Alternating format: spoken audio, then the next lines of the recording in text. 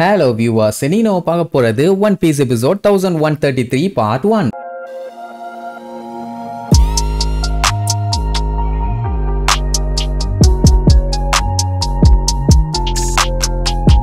Open பண்ணா சோர்பத் kingdom காட்டுறாங்க. இங்க ஒரு ஊரே பாத்தீங்கன்னா நல்லா திபு திபு திபு திபுன்னு ஜகஜோதியா எரிஞ்சுக்கிட்டு இருக்குது. எல்லாம் அந்த கிங் பெக்கோரி பார்த்து விட்ட வேலை. வயசானவங்களே இருக்க கூடாதுன்னு சொல்லி அவங்க இருந்த ஏரியாவை இப்படி கொளுத்தி விட்டுட்டான். அதுல ஒரு சில பேர் தப்பிச்சிட்டாங்க. ஆனா நிறைய பேருக்கு தீக்காயம் பட்டு கஷ்டப்பட்டு தப்பிச்சு வெளியில வந்திருப்பாங்க. சில பேர் இறந்தே போயிட்டாங்க. குமா பாத்தீங்கன்னா அந்த நெருப்பை பத்தி கூட கவலைப்படாம அவன் பாட்டுக்கு உள்ள போய் கண்ணுல பறவங்க எல்லாத்தையுமே காப்பாத்தி அவனுமே நெருப்புல எரிஞ்சுக்கிட்டே வெளியில வருவான். வந்தவொடனே தண்ணியை ஊத்தி அனுப்பாங்கன்னு வைங்களேன். ஆனா அவன் அந்த நெருப்பை பத்தியோ அவன் மேல படுற காயத்தை பத்தியோ கவலையே படல. மக்கள்லாம் பார்த்துட்டு எங்க வீடெல்லாம் எரியுதே, அந்த கிங் பெக்கோரி நல்லா இருப்பானா, நண்டு மண்டக்காரன் மொலாம்பொல சைஸ்ல மூக்க வச்சுக்கிட்டு என்ன வேலையை பார்த்துட்டான்னு வண்டையா திட்டுவாங்க. அப்போ குமா பாத்தீங்கன்னா மறுபடியும் அந்த நெருப்புக்குள்ள போவானா, எல்லாம் வேண்டாம்பாங்க. ஏன்னா நெருப்பு ஆல்ரெடி பயங்கரமா எரிய ஆரம்பிச்சிருச்சு. இனி இதுக்கப்புறம் போய் அவன் யாரை காப்பாத்த போறான், அதனால வேண்டான்னு சொன்னா அங்க ஒரு குழந்தை அம்மா அம்மான்னு கதறிட்டு இருக்கும். இனி எப்படி அவன் கம்முன்னு இருப்பான், அவன் செத்தாலும் பரவாயில்லன்னு சொல்லி காப்பாத்துறதுக்காக அந்த நெருப்புக்குள்ள ஓடுவான். அதே நேரம் அந்த கிங் பெக்கோரி இருக்கானே, அவனோட கோட்டையில இருந்துகிட்டு எரிஞ்சுகிட்டு இருக்க ஊரை ஏதோ கண்காட்சி பொருள் காட்சியை பாக்குற மாதிரியே பாத்துக்கிட்டு இருப்பான். இதுல இன்னொரு மேட்டர் என்ன தெரியுமா,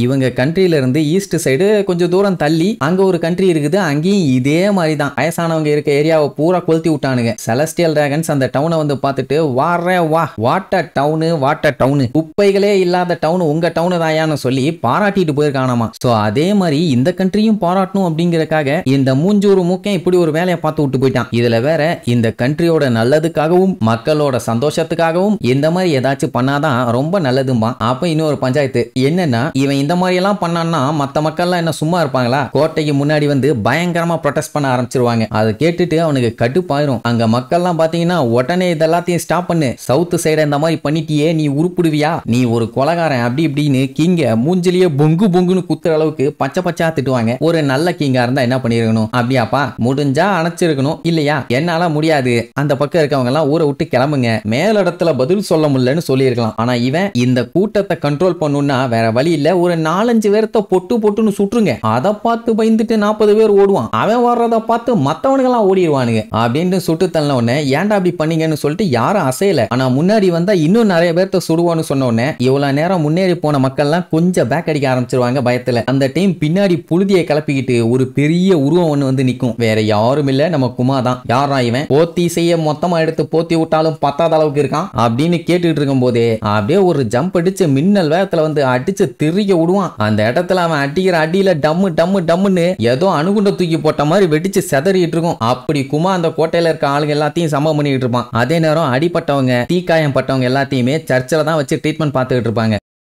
இங்க ஜுவல்லரி பாணிக்கு வெளியில கேட்கிற சத்தத்தெல்லாம் பார்த்துட்டு லைட்டா பீதி, அவங்க அப்பாக்கு ஏதாச்சும் ஆயிருமோன்னு. ஆனா அவளால நைட்டு நேரம் மூன் லைட்ல கூட வெளியில வர முடியாதுல்ல, அதனால வேற வழி இல்லாம கவலைப்பட்டுட்டு அங்கேயே நின்றுட்டு இருப்பான். இங்க நம்ம குமா கோட்டைக்குள்ள பூந்துட்டான்ல, யாராலையுமே அவனை தடுக்க முடியல. எல்லாத்தையும் பொலந்து கட்டிட்டு நேரா அந்த கிங்கு கிட்டே போயிட்டான். போனவன் அவன்கிட்ட என்ன வேணும்னு சொல்லு, நான் பண்ணி தரேன்னு முதல்ல சொன்னான். அதோட நிப்பாட்ட வேண்டியதானே, வாயை வச்சுட்டு சும்மா இல்லாம, அட நீ எதுக்குப்பா இவ்வளவு கோவப்படுற, அந்த எரிஞ்சு போன இடம் எல்லாத்தையுமே நான் உனக்கே கொடுத்துறேன், அந்த இடத்துல இருக்க குப்பை எல்லாம் கிளீன் பண்ணிட்டு அதுக்கப்புறம் உனக்கு தந்துடுறேன். ஏன்னா கிழட்டு பசங்க எல்லாம் அங்க வந்து உசுர வாங்கிட்டு இருக்காங்க, இன்னும் கொஞ்ச நேரத்துல எல்லாம் எரிஞ்சு சாம்பலாயிருவாங்கன்னு சொன்ன உடனே குமாக்கு இன்னும் கடுப்பாயிரும். ஆமா, ஒரு பொண்ணு அம்மா அம்மான்னு கத்திட்டு இருந்துச்சுல்ல, இவன் மறுபடியும் நெருப்புக்குள்ள போய் அந்த பொண்ணோட அம்மாவை காப்பாத்தி வெளியில கொண்டு வந்திருப்பான். என்ன ஒரு பேட் நியூஸ்னா, அந்த அம்மா செத்து போயிருச்சு. அந்த பொண்ணு பாத்தீங்கன்னா கதரும் அம்மா அம்மா அம்மான்னு. இப்படி அவங்க எல்லாத்தையும் கொன்னுட்டு குப்பை நாடா சொல்லிட்டு இருக்கேன்னு பயங்கரமா பல்ல கடிச்சுக்கிட்டு இருப்பான். இவ்வளவு பெரிய உருவம் வந்து நின்றுட்டு இருக்குது. அந்த கிங் அப்பவும் திருந்தல, நைஸா பேசிக்கிட்டே அங்க இருக்க துப்பாக்கி எடுத்து கண்ணா பின்னான்னு குமாவை சுட ஆரம்பிச்சிருவான். ஆனா குமாவுக்கு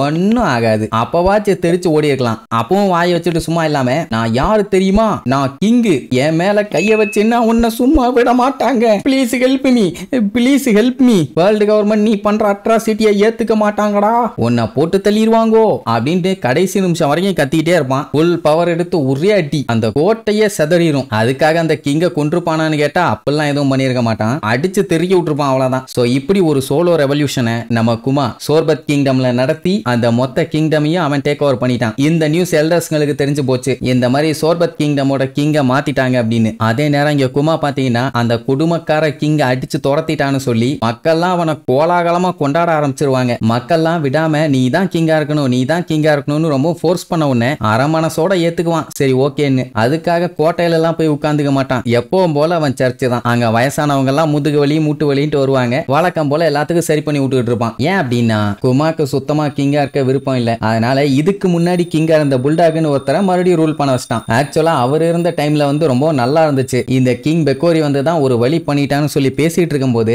நம்ம பாணி எங்க இருக்கான்னு சொல்லிட்டு அப்படியே சுத்தி முத்தி தேடுவாங்க. அவளை காணோம். ஏதோ ஒரு பெரிய பொண்ணு மட்டும் அங்க அங்கன்னு ஓடிட்டு இருக்கா. அதுவும் அந்த பொண்ணு பாத்தீங்கன்னா ஸ்டமினா ஸ்டமினான்னு சொல்லி கத்திக்கிட்டே ஓடுமா. அவளை பார்த்தோன்னே எல்லாத்துக்கும் ஷாக்கு. ஏன்னா ஜின்னி மாதிரியே இருக்கா. எல்லாம் கண்ணை பிரிக்கிட்டு பார்த்துட்டு இருப்பாங்க. ஏன்னா அது ஜின்னி கிடையாது, நம்ம பாணி தான். 10th பர்த்டேக்கு நீ வெளியில கூட்டு போறேன்னு சொன்னீங்கல்ல டாடி, அதனால தான் நான் ஸ்டமினாவை பில்ட் பண்ணிட்டு இருக்கேன். அதுக்கு எதுக்கு ஆட்டோ டயரை நாய் ஊத்து பாக்குற மாதிரி பார்த்துக்கிட்டு இருக்காங்கன்னு சொல்லிட்டு கண்ணாடியில போய் பார்த்தா பெரிய பொண்ணா வளர்ந்துருப்பா. அதுக்கப்புறம் பார்த்து பயந்து கத்துனவ மறுபடியும் சின்ன பொண்ணா மாறிடுவா. ஆக்சுவலா அந்த ஏஜ் ஃப்ரூட்டோட பவர் அவளுக்கு வந்துருச்சு. எப்ப அந்த பவர் அவளுக்கு வந்துச்சுன்னு தெரியல. ஆனா எல்லாரும் டெவில் ஃப்ரூட்டோட பவர்னு சொல்லி மிரண்டுட்டாங்க. அதுலயும் குமார்லாம் அப்படியே மல்லாக்க பேனு விழுவான். எங்க இருந்து கிடைச்சிருந்தா யாருக்குமே தெரியல. அதுக்கப்புறம் மறுபடியும் அந்த பவர் அவளை யூஸ் பண்ண சொல்லுவாங்க. ஆனா அவளால முடியல.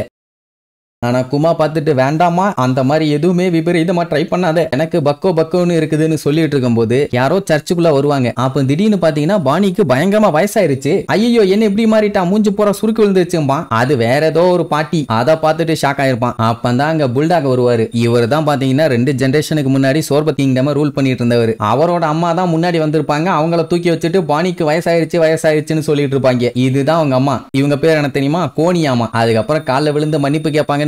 அவர் எதுக்கு வந்திருப்பாருன்னா ஒரு முக்கியமான விஷயத்த சொல்றதுக்கு தான். அதாவது குமா அந்த கிங்க போட்டு பொளந்து கட்டிட்டான்ல, அந்த கிங் செலஸ்டியல் டிராகன்ஸ்ட போய் கம்ப்ளைண்ட் பண்ணிட்டான் போல. அவனுங்க நியூஸ் எப்படி போட்டுட்டானுங்கன்னா இந்த மாதிரி குமா வில்லேஜை எரிச்சு அங்க நல்லா ரூல் பண்ணிட்டு இருந்த கிங்க அடிச்சு விரட்டி விட்டுட்டு வலுக்கட்டாயமா அந்த நாட்டுக்கு கிங்கா மாறிட்டான் அப்படி இப்படின்னு சொல்லி குமாவை நியூஸ் பேப்பர்ல கிளிகிளின்னு கீச்சு வச்சிருக்கானுங்க. இது எல்லாத்துக்கும் காரணம் அந்த கிங் பெக்கோரி தான். நாசமா போன நண்டு மண்டக்காரன்னு சொல்லி பச்சை பச்சையா திட்டிட்டு இருப்பாங்களா. வேற என்ன பண்றது, வேர்ல்டு கவர்மெண்டே அவன் பக்கம் தான் இருக்குது. எப்படி இருந்தாலும் இந்த சிம்மாசனத்தை திருப்பி எடுத்துக்கிறதுக்காக அவன் வருவான். அது மட்டும் இல்லாம குமாவை அட்டாக் பண்றதுக்காக வார்ஷிப்ஸ் எல்லாம் வந்துகிட்டு இருக்குதாமா. அதனால நீ கொஞ்சம் கேர்ஃபுல்லா இருக்கணுங்கிற மாதிரி சொல்லுவாங்க. அதை கேட்ட உடனே அங்க இருந்த வயசானவங்க எல்லாம் கதறுவாங்க. மறுபடியும் அவன் ரூல் பண்ணான்னா அவ்வளவுதான் எங்க நிலைமை, பேசாம அவனை கொன்றுங்க, அப்பதான் எங்களால பீஸ்ஃபுல்லா வாழ முடியும் அப்படின்னு சொல்லிட்டு எல்லாருமே ரொம்ப பதட்டத்தோடவும் பயத்தோடவும் அவங்ககிட்ட சொன்ன உடனே குமா நீங்க அதெல்லாம் ஒண்ணு கவலைப்படாதீங்க, எத்தனை பேர் வந்தாலும் சரி நான் தூக்கி போட்டு துவத்தவனு துவச்சிடறேன் அப்படின்ட்டு தில்லா சொல்லுவான். பட் என்ன, அதுக்கப்புறம் இவனை ஒரு கிரிமினல் ஆக்கிடுவாங்க. இவனால இங்க இருந்தெல்லாம் ரூல் பண்ணிட்டுலாம் இருக்க முடியாது அப்படிங்கிற மாதிரி சொல்லிடுவான். உடனே அவரும் ஓகே நீர்வாரு. அந்த டைம் பாத்தீங்கன்னா பாணி மறுபடியும் பெரிய பொண்ணா மாறிடுவான். இவன் அங்கன்னு சுத்த முடியும், பட் பாணியால அப்படி இருக்க முடியாதுல்ல. சோ அவளையும் இவர் தான் பாத்துக்கணும். அவரு நீ அவளை பத்தி எல்லாம் கவலைப்படாத, நான் பாத்துக்கிறேன் நீர்வாரு. அதுக்கப்புறம் குமா அவன் பொண்ணுகிட்ட நீ பத்திரமா இருக்கணும்னு உடனே